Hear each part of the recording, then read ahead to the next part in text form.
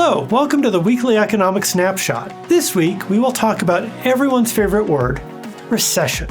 The probability of a recession in the next 12 months was put at 45% in the latest Wall Street Journal survey of forecasters, up from 22% in January. The tariffs being imposed by the administration are a significant negative shock to the economy, and the lack of clarity about where policy is headed adds to the damage. There's also a great deal of uncertainty for federal contractors and grant recipients.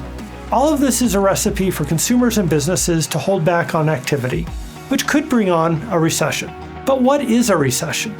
Economists rely on the National Bureau of Economic Research to maintain a chronology of when the U.S. is in recession. The NBER might sound like a government agency, but it isn't.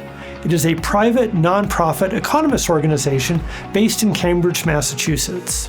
Its Business Cycle Dating Committee, chaired by Valerie Ramey of Stanford University, makes the official call. The NBER's chronology has peaks and troughs.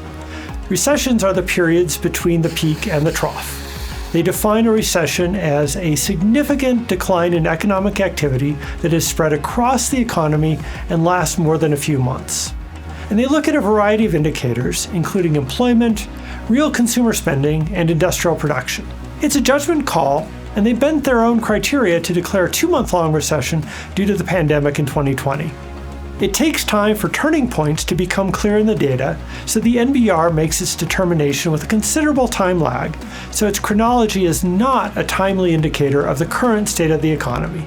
For example, the December 2007 peak was only announced a year later.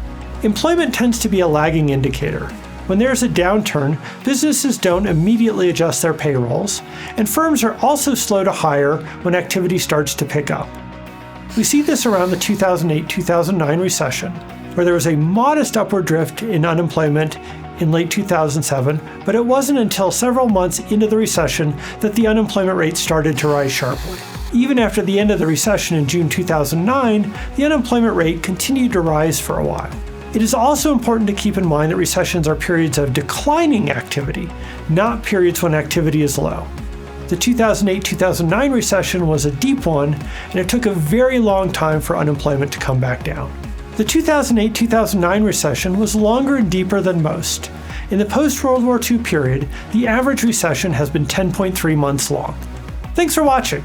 We'll see you next week.